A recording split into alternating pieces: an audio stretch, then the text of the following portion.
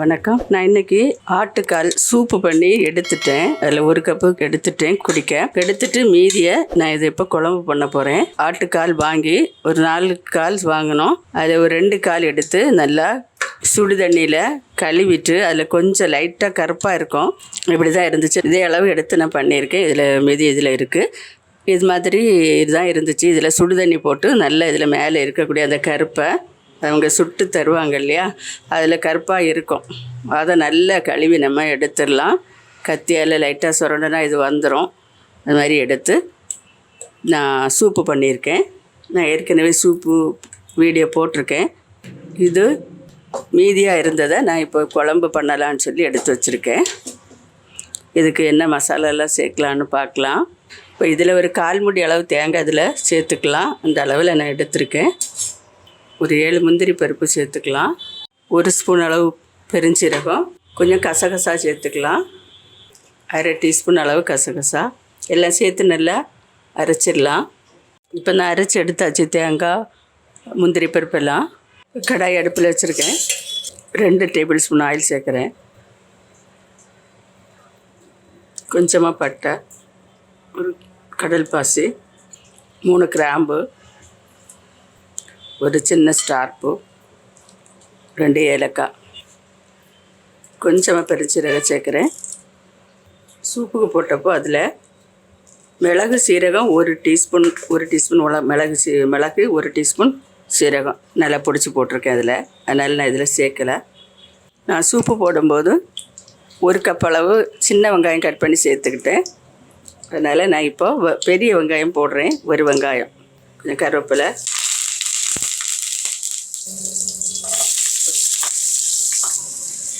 வதக்கி விட்டுக்கலாம்.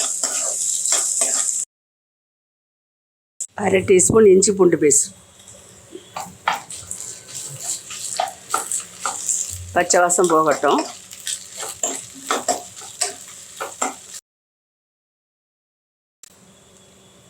ஒரு டீஸ்பூன் காஷ்மீரி சில்லி பவுடர் சேர்க்குறேன்.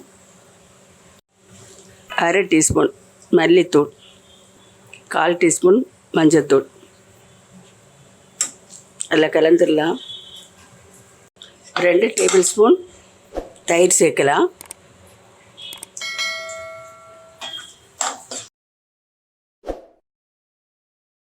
ஒரு நிமிஷம் நல்லா கலந்து விட்டுடலாம்.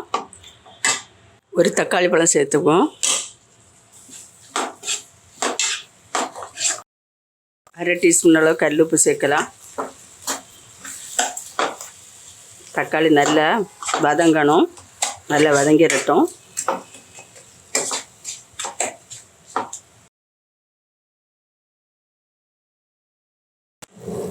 இப்போ நம்ம வேக வச்சுருக்கிற ஆட்டுக்கால் இதில் சேர்த்துக்கலாம்.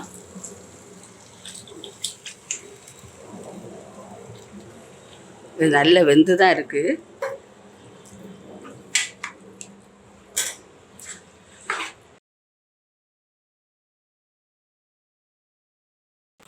கால் வேக வைக்கும்போது உப்பு சேர்த்துருக்கேன். இப்போ நம்ம மசாலாவுக்கும் கொஞ்சம் உப்பு சேர்த்துருக்கோம். இது இப்போ இனி 2 நிமிஷம் அப்படியே இருந்து வேகட்டும். கொஞ்சம் நல்லா மிக்ஸ் ஆகட்டும். மூடி போட்டுடலாம்.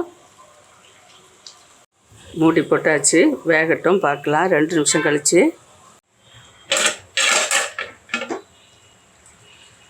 இப்போ இதில் ஒரு 1/2 டீஸ்பூன் கரம் மசாலா தூள் சேர்க்குறேன்.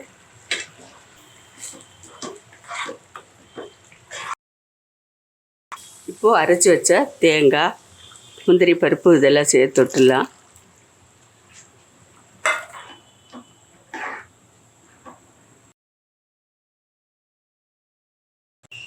தேவையான தண்ணி சேர்த்துடலாம். இது இப்போ கொதித்த பிறகு காரம் உப்பெல்லாம் தேவைப்பட்டால் சேர்த்துக்கலாம். இது நல்லா கொதிக்கட்டும். இப்போ கொதிக்குது. 1 டீஸ்பூன் உப்பு சேர்க்குறேன். தேவையான அளவு உப்பு சேர்த்துக்கோங்க. இப்போ நல்லா கொதிச்சிட்ருக்கு. இப்போ மீடியமில் வச்சுட்டு மூடி போட்டு ஒரு 2 நிமிஷம் நல்லா வேக விட்டுடலாம். வேகட்டும். 1 நிமிஷம் ஆயிருக்கு, திறந்து பார்க்கலாம். இப்போ இது கூட ஒரு 1/2 டீஸ்பூன் காஷ்மீரி சில்லி பவுட்ரு சேர்க்குறேன். ஏற்கனவே 1 ஸ்பூன் சேர்த்துருந்தேன். கொஞ்சம் மல்லி எல்லாம் சேர்த்து விட்டுடலாம். இப்படியே இன்னும் 1 நிமிஷம் இருக்கட்டும். இப்போ நல்லா ரெடி ஆயிட்டு ஆப்பம் இடியாப்பம் தோசை இட்லி சாதம் எல்லாத்துக்குமே இது ரொம்ப யூஸ்ஃபுல்லாக இருக்கும். ரொம்ப நல்லாயிருக்கும். நீங்களும் வீட்டில் ட்ரை பண்ணுங்கள். மறுபடியும் ஒரு நல்ல ரெசிபியோட நான் உங்களை சந்திக்கிறேன். மறக்காமல் லைக் பண்ணுங்கள், கமெண்ட் பண்ணுங்கள். நன்றி. God bless you.